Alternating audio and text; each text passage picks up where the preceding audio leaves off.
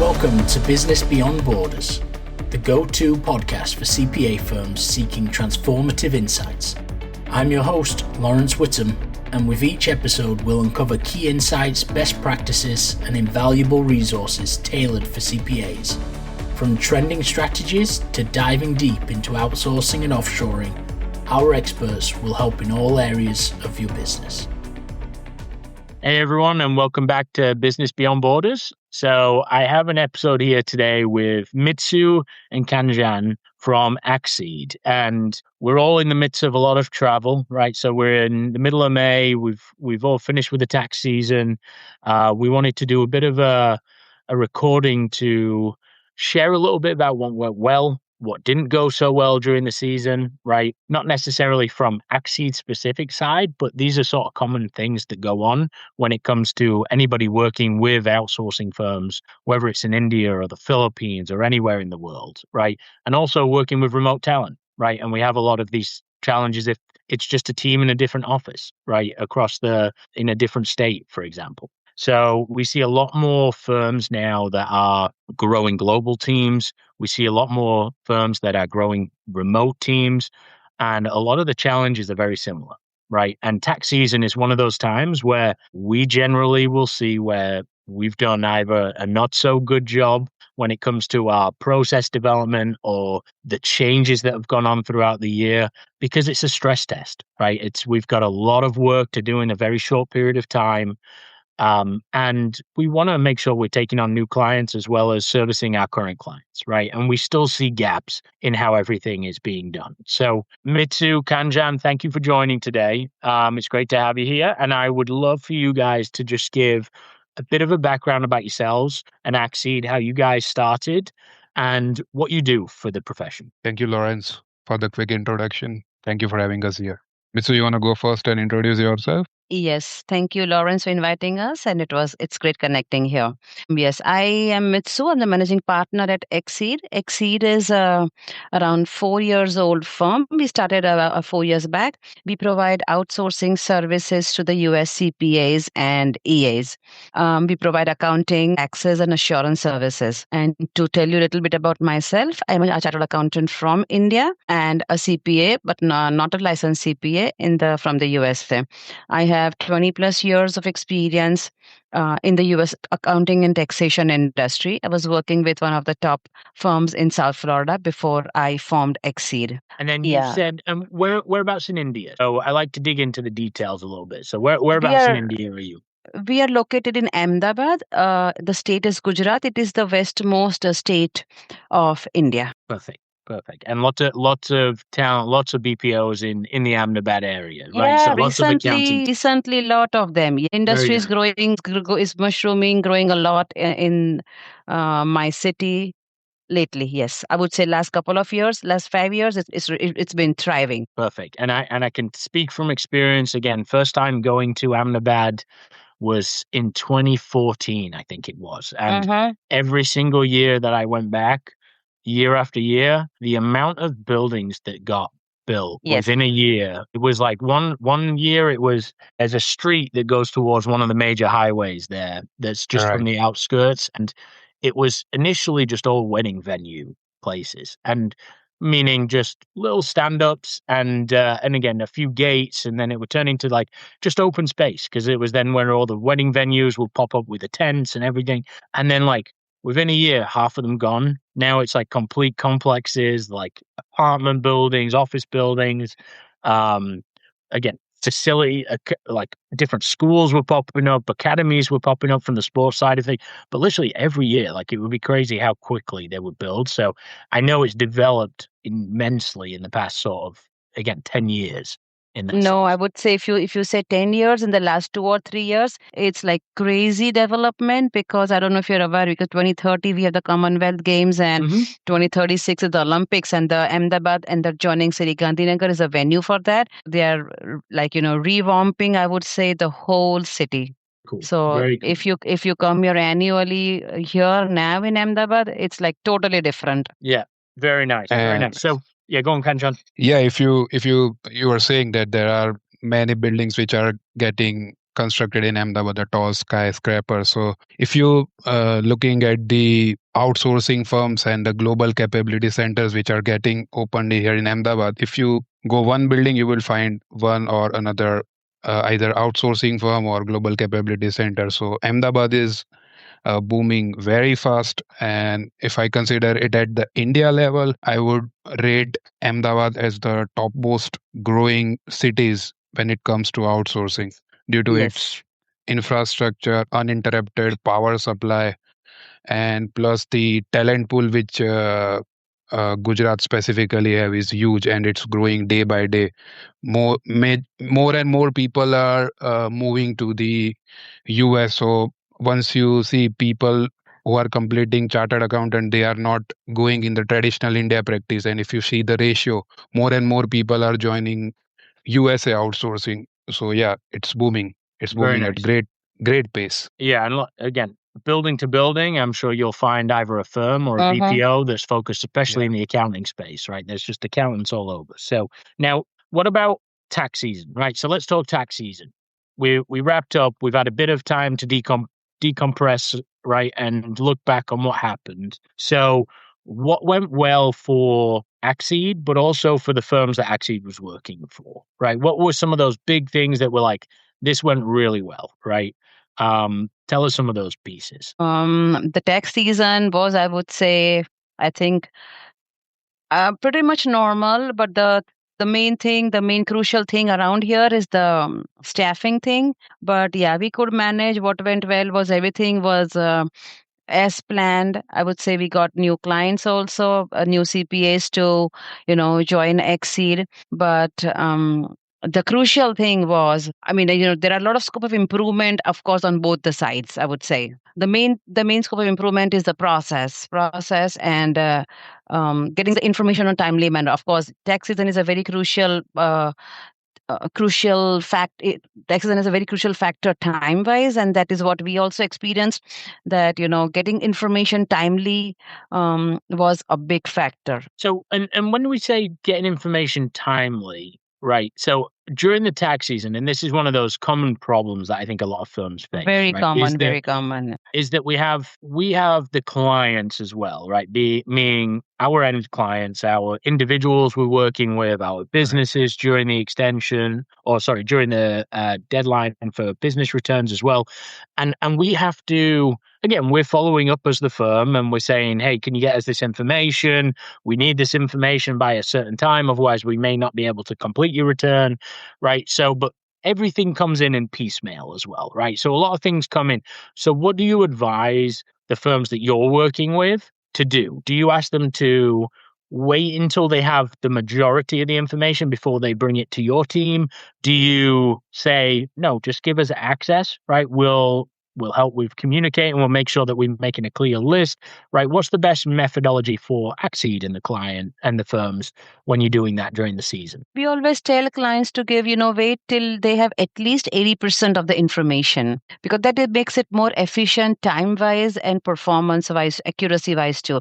Because when we have the information in pieces, it's like every time we have a piece of information, we go in there, we put information, but then every time we have to check, because one input is like, it changes everything. It affects a lot of places, a lot of outputs, and a lot of credits, a lot of numbers in the return. So we do advise, like, at least 80% of the information should be in before they give us, give the task to us. It's very efficient, time wise and accuracy wise too. And then from that perspective too, I guess, what model do you typically work on during the season? Is it like a per return model where you're charging? Is it an hourly model? Do you generally just have dedicated team members that are working for these firms? Is it a mix of everything? Like because I would assume that would change a little bit based on that model too. It's a little bit of a mixture of everything. Yeah, we operate all models as per the requirement, as per the conveniency. Yes, we operate all models, like for our part-time, full-time personnel, everything, all models. So we don't have a size fit for all model. We do custom according to what CPA firms are looking for. We just don't want that. We always believe that you should start small and take it from there, because the firms which are outsourcing for first time, they might be reluctant to go in one shot. So they might start slow, and once they have trust in the provider, they would gradually increase the work, which we generally sees that kind of pattern, that a client might have started with an hourly model or per written model, and he evaluates the work for first tax season, and in next tax season if he come with us and say, I want 2 or 3 persons exclusively working for my firm. So we that always happens. And then what about during the season that maybe, and again, I know we've talked a little bit already about that process side of things that firms can improve upon. Was there any outlying aspects that went on that you were like, okay, this didn't go well during the season, right? It could be with a specific firm. Don't name the firm. It's not about calling out a firm, right? But it's like, what was something that like they could have made a big difference if they'd have either maybe started working on the process a little bit earlier, doing something else that maybe caused a bit more disruption than it really needed to be? Was there anything that was there that you could give, right, as advice to going forward for a lot of these firms, that if you do this first, you're not going to have this type of problem come up in the middle of the season? The most foremost or most important was system. It was a new setup, and then the system did not go well. And we had a lot of problems, but still we had to turn around the work. So, if that is, actually, we always, advise the new CPAs, like, not to start in the middle of or right at the peak tax season or right before the tax season. We always advise to start a little early. So, that gives us time to get set to the environment, expectations, process, everything. So by the time the tax season starts, we are up and running, fully functioning. But when that doesn't happen, and then when we have glitches in the system, mostly it's like the IT setup, the system is slow, and then something comes up, and then the software doesn't support the system. We have to upgrade the system. By then the CP has to buy a new laptop. Everything happens. But yeah, all this happened with a couple clients. But that is what I would always suggest, that don't wait to the last minute to start working. Start little early, and that's why we have time for everything to set up and running smoothly before the tax season actually hops in full-fledged. So I would say, and again, less of the software necessarily. Like, it's not like the firm was implementing a new software. It was just more like the actual setup maybe was done a little bit too late. So like the users weren't tested. So now, as it was the first time working with you guys remotely, it wasn't going as efficiently when it came to like, there was problems accessing certain software. There may have been like just slowdowns in going through the documents and those types of aspects. Yes, right? yes. Okay, great. So, and again, big thing is test it early. Right. I mean, get the users on board, well before the season, right? They don't need to necessarily be doing too much in that sense, right? But it's like test, even if it's, let's say you're getting dedicated people, get the access a few weeks before so that that it works. You know that it's not going to have a bunch of downtime and delays and these types of aspects. Test the access to the different softwares, right? And do it early. Right at the end, plan it out. And probably when we also advise that even if they like give us access to the software, is like software is always not a problem, but the data actually it always helps the person who is assigned, if like that person has some time to go and check out the client that are going to be assigned, to check out the work papers, what is expected of them, because every client has a different requirement. Every CPA has a different separate clients, different clients. They are not the same. So, the person assigned has some time to, even assess the individual clients, individual tasks that are going to be assigned. It always helps. Completely agree. And what about, so now we go towards tax season's over, right? Everybody's had a chance to have a break, a breather, right? We now, again, there's a bunch of events going on and things like that. We're learning from these events, but we're about a month out. What should firms do now when it comes to reflecting on the tax season in order to have a better season next year, right? Is it, again, tell us what you feel is some of the best practices when it comes to looking back at what we've just done from a seasonal perspective towards developing so that we have a more effective experience the next year or throughout the rest of the year when we're working with global teams? I would say, assess the requirement as early as possible, because every firm knows how much clients they have, what are they gonna like outsource, how much preparers, how many hours of operation they have. They can always the people tell me that they cannot assess the requirement, but I do not agree, because at the least of all, prior year hours, prior year requirement is always available. And then you at your firm, how many new clients you got. So it is always, you can always come to an estimated number of hours. So assess your requirement early and plan early, and hire people early, outsource early. So as I mentioned, wait till the last minute and it's a disaster, and it's like everything goes into chaos. So one of the big things there is, again, you've just done the work in the season, right? So looking Yes. over which returns were assigned, which we got a sign off for from the client under 7216, which were the ones that got prepared by Accseed or whoever your team member is globally. They should automatically be on that list for the next year, as an example. Right? We know Right. exactly how long they've taken for those returns, or we should, right? So we should look at that. How does that compare to our even in-house team or prior years of doing it? Are there improvements there? But also, like, use that as a benchmark for next year. Yes. How much more do we want to do now? Right. And really, like, coordinate with Accseed, you're saying, to make sure that everybody's on the same page, because then we can really assess as to how early they should start then going into the following season. Yes. Right. I would even say not next year, but even the extension season, because we are in the middle of May. We still have time, at least two to 2.5 months of time before we actually kick into the extension season. So there's enough time even to extend the requirements for the extension season also. Because extension season is very crucial. The March, April, we can end up extending the task, but then September, October is very crucial, because then things has to get done. There's no option of extending.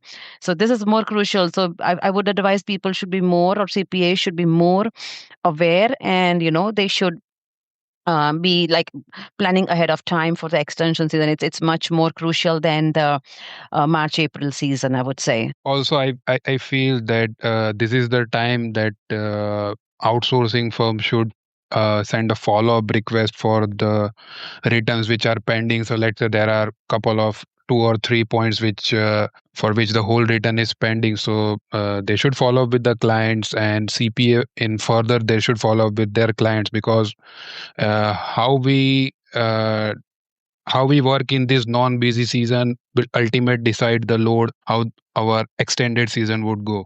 So uh, we should always try to move the work rather than just waiting for the next busy season to kick in and having all things done. So by doing that, we would be able to deliver quality returns to the client, because we would have time to look each and everything's in detail, rather than having that return done in the hush during the tax season, because we do have around couple of returns to do and deadline is approaching. So we that won't hamper quality. So we should start working right away once busy season is done and we have good amount of, let's say, couple of weeks or 2 weeks, 2 to 3 weeks rest, and we should be working on this. I mean, that's a couple of great points. I mean, number one, we've got the extension season coming up, right? So Yes. again, use that time. Use that when it's not as busy in a lot of cases, right, as necessarily the tax season, right, to start that training, right, making sure that you are giving some work to the global team in that sense as well, and collaborating, so that, again, it lightens everybody's load and it allows you to spend more time on the clients. But vice versa, Khanjan, great point in terms of, again, as a firm, don't wait until September to start reaching out to your clients to start getting that work back in again. Right. I mean, start Right. the outreach now, right? When it's a bit quieter through the summer months. It's not that you can't still do now summer Fridays, right? And you can't, there's going to be more downtime in the summer in a lot of cases because of that workload, but people will still be responsive. And if you're able to say, guys, listen, we can spend more time on your return if you send it earlier, right? It means that September, October doesn't necessarily become a busy season for you, right? It's just normal. Right, in that sense too. Right. If you can get a lot more of your clients, so make a bit more effort, right, to get more work in, I think is what you're saying from the current clients, right, with missing info and stuff. Yeah. Yes, Right. yes. With Very current cool. clients, what Khanjan is mentioning is correct, and what I'm mentioning is like, starting to outsource altogether, fresh. Very cool. or And- changing your service provider. So that is the perfect time. It's perfect time for both to middle of May is a perfect time to reevaluate and assess both of that, like, existing clients. Plus, if you are like planning to outsource or changing your service providers, it's a perfect time to evaluate your requirements and move on with your future requirements. And for the existing task, as Khanjan said, be proactive and, start getting information and working on the existing or tasks. So, we don't have to wait to the last minute for that. Perfect. And then what about, so now let's look at what's happening in the profession. I think one of the big things that I'm seeing, and the talk of the town, is obviously AI, right? The past year has been AI conversations in every conference, right? It's how much are we utilizing it, right? How much is it going to affect the profession as a whole, right? But also, like, now looking at it is, and again, the conversation comes up quite often, is like, well, do I invest in my global team now? I feel like I'm late to the game when it comes to building a global presence, right? And so, do I just invest in AI? Right. I have my own thoughts, but what are your thoughts when it comes to that? What are you guys doing with AI, automation, these types of aspects? What are you seeing? What are the conversations you're having with firms? Can you share a little bit about that? Yeah, so everyone here is here and everywhere I go is talking about the AI, and whatever place I am, whether it is wedding or whether it is birthday party, everyone is the same topic, that what will AI do? Will I be able to get my job, or I will be a jobless within a span of 1 year or 2 years? So I was saying that there is nothing like that could happen. What I believe, that AI, we can use it as a tool to complete our task more effectively, efficiently, rather than seeing it as a threat that it would take our job. Same with the typewriter. So when before there were typewriters before the computers, so everyone was saying that people using typewriters would be obsolete. Yeah, they went obsolete. Those who didn't adapt the PC, they did become obsolete. But those who adapted PC and started working on it, they are doing great. So AI won't replace the human factor in our business. It might help us on repetitive tasks, but when there comes human judgment, AI won't be that impactful. That's what we believe. And then what about so now, has it affected you guys from a staffing perspective? Would you say, as of right now, like, do you feel that there are either different requirements firms are asking for, right? Or has it really not made much of an impact in the last sort of 4 years of what you were doing? So to be frank, it has not made much impact as of now. Yes, agree. No major impact I foresee as of now. People are using AI, but not to that great extent, because those firms who have used AI in the past were getting errors, and they came back to us and said that we are not satisfied with the AI software, and they came back us to us. So hey, I need that preparer back, so I won't let them go. So this is the thing which we are seeing with the AI. Yeah, there would be development, there would be corrections in the AI model in the coming time, but as of now, I don't see it as a threat as people are forcing it or people are expecting. That's what we believe. Very Like, cool. for example, even if a work done by AI, but, it had to be checked by the preparer. You cannot 100% be like, depend on what was generated by AI. So it needed a human touch or a human eye after all, anyways, that is what we experienced. Yeah, and I think that's one of the items, just to make sure that everybody, I guess, understands and sees, is that even with the development of AI automation, when it comes to like anything relating to the accounting side of things or the tax side of things, audit side of things, there are certain tasks that are going to be automated, right, at the end of the day. Now, what does that mean? That means that we actually need to teach people to be able to review at an earlier stage in their career. In a lot of cases, they will be able to handle more transactions, right? I mean, I can tell you, like, 12, 14 years ago, like, we would bill based on, again, we can do 60 transactions in QuickBooks in an hour. Then it became we can do 100 transactions in QuickBooks in an hour, right? And this is how we should quote on it based on it. Now, realistically, like you could do thousands, right, within an hour, but you still need to make sure that again they have to be you have to have set up a rule for it, right? There are going to be nuances to the rule that come up. Right. They have to be reviewed, right? So it still takes time to do that. Yes. But it's just the volume we're able to do is generally Yes. changes quite drastically, right? So, but I think I do agree with you guys in terms of I haven't seen too much of an impact. I've seen some firms with certain lines and services that have definitely been able to say like, yeah, we don't really need them for certain levels of data entry anymore, but it's actually made them think about like, how do we utilize the teams in a different way than just Right. that data entry? We need them to review that data, number one. We need them Yes. to now do the next step, right? Which I think in my eyes, it's like, it should have been happening all along, right? It shouldn't have been, I think there was a lot more firms just providing data entry or entry level type work offshore to their global team members when Right. they should have really been developing their team members just like developing their domestic team members in house and putting a career path in place in order so that they could do everything very similar to, and then that this problem of that middle management, upper management gap wouldn't be there as strong, right? So this is where that developing of talent needs to come in now more than ever. Yes. So, and then finally, maybe just to round out, I mean, just before we got started, you talked about one thing which resonated with me because we've done it many times, and which was you sent me a small gift for Diwali, right? Some candy and very very nice gesture from a cultural side of things. And again, I love to see it. I get a few of them as well, and again, it brings me back to being there in a lot of cases. But it got stuck in the mail, right, and it got lost, right? So, and there's a story behind that. So, and I think this is where I want everybody to learn from a very small lesson as well in terms of like, we've had clients send stuff globally.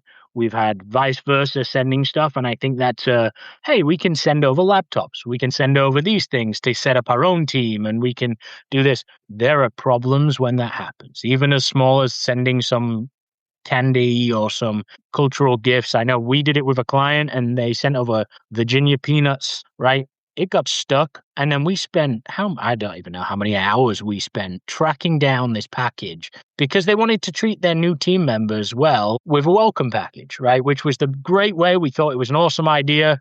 It was not an awesome idea because then we spent hours and hours trying to track down these peanuts, right? So tell us a little bit about that story, what you were doing, what happened, right? And now what you're going to do in future, plus what you would recommend others to do. Actually, what we planned was it was like, post Diwali, like because Diwali, as everyone knows, Diwali is a major festival in India. It's like a New Year, Indian New Year. So it's a tradition that, you gift everyone. Gifting is like you do in Christmas, we do it in Diwali. So we thought as a good gesture, we would send all the contacts in the USA a gift. But then we wanted it to be authenticate from India. So instead of, finding a vendor in the United States, we just, build up a hamper here. And then we put those hampers in big boxes and then shipped it to the USA. Well, the problem, everything was shipped. Everything landed in New York perfect. There was no problem there. But then after it landed to New York, then so the problem started, because the customs and this and that, and they opened the boxes, and then in between, some, I would say not some, Laurence, you're the lucky one. Only one hamper was lost, and that's yours. Out of 100 plus hampers we sent, only one was lost. Because all others, at least it reached my head office in Florida, and then from there we shipped it. So only this was the only hamper that it did not reach. It did reach New York from my tracking number, but then it never reached Florida. Good. So, well, for future, I would say, of course, I'm gonna look into the local vendors, domestic vendors, and in the United States, it's more efficient. I would say more cost effective, but still, I would really need that authentic or Indian touch. If I get that in the US, otherwise I would still prefer what I kept on doing because it was very unique. Because we had everything, custom made here. The boxes were custom made here. Everything was customized by us here. Very nice. Yeah, and again, it's one of those unfortunate things where you would think it's as simple as just sending it and it's going to be there, Exactly. right? And and where I bring it back to is there are a lot of nuances when it comes to, again, it's not as simple as setting up a global team yourself, right? Is the big thing, right? If you believe you can go and do it. Now, there are different methods and providers that you can go to, right? Obviously, Accseed, you're more of a traditional BPO, right? You do a bit of everything, right? You work with them as a partner to do it. You've got your infrastructure. You provide all the laptops. You do all that for the firms, right? You've got employers of record where, like, again, they'll just handle the compliance, but they're not going to help you find talent. They're not going to help you provide the laptops and these types of things. But if you're going that way to save a few dollars, you've got to understand you can't just send things across, right? It's generally you're going to have a lot more complications when it's one thing, a gift basket. It's another thing when it's a laptop. Right. And But I would also like to mention, Lawrence, that, things were very simple till I think last year or this year. After the custom duty, was imposed, that's when it started getting more complicated. You got all the tariff stuff now as well. Yeah, the tariff custom duties were imposed. Extra That's when. and Yes. So and this is where, like, things are being everything's being narrowed down in terms of they're looking at a lot of things from a global perspective, right? When it comes to the country. So more now than ever, it's less simple than it was. Right. So I think this is where you need a trusted partner to do it. Right. There are different models. There are different ways that you can work with a provider. But it's always going to be valuable to be able to sort of like rely on somebody in that country wherever you're building a team. And one thing I would like to mention, you were mentioning laptop, but like, just like how Accseed operates, we do not provide laptops at all. We provide, like, every person has a dual screen monitor, 24 inches to monitors, and everyone works in office. So we do not, even if, like, my client says that, they want to send a laptop, we deny them, because I said that's not how Accseed operates, because it is totally because of security reasons. We have utmost security in place, and everyone works strictly from office and off their own personal system. Cool. Perfect. No, and really appreciate it. So it's and that's great. And that's some of the nuances as well, right? Is that some firms will have that where everybody has to work from the office. Some firms now, I see some going with hybrid. Some have laptops where, again, they can work from home, right? So again, that's a choice of, again, as to which provider you would go to as well in a lot of cases, right? It's figuring out what's best for your firm, right? What you guys want to do from a cultural perspective, right? And then you find the right partner, right? In order and to I would say security is, like, for after 70 to 16 security, to the data security is a very major thing. And I think 100%. It is a major, we also take it very seriously. It's a major thing. And it's, I think, one of the big plus points or our strength that, we have utmost data security. Like, if laptop a person, the person can grab the laptop, go home, start working, and there's the data security factor is quite much affected. So we do not have that in place at all. There are no laptops. Only the owners we have laptop. So none of the personal, have access to any data or anything from home, because, they just come, log in on their PC, work, go home, go to sleep. That's it, because we do not allow. So, like, as I mentioned, after 7 to 16, data security, and even if, like, when I go and, to prospective client, I do meetings, the most concerning questions, or the most concern that the CPAs and the EAs have, is data security. So we also take it very seriously, and this is how we operate. Yep. No, I would agree. I mean, data security is number one, right? It's always number one, right? yes. You need to make sure. So, but no, I really appreciate Mitsu, Khanjan. So we're at the hour, so I appreciate you guys joining me today. And everybody, thank you again for joining us on Business Beyond Borders. I hope you found this episode insightful, and we look forward to seeing you on the next one. Thank you. Yes. Thank you for the opportunity. Thank you, Bye. Thank you for tuning in to Business Beyond Borders. I'm Laurence Whittam, and it's been a pleasure bringing you impactful insights tailored for the modern CPA firm. Remember, the world of accounting is vast and ever evolving, and we're here to navigate it together. For more resources and episodes, don't forget to subscribe and reach out to our experts. Until next time, keep pushing the boundaries of your business and explore the limitless possibilities beyond borders.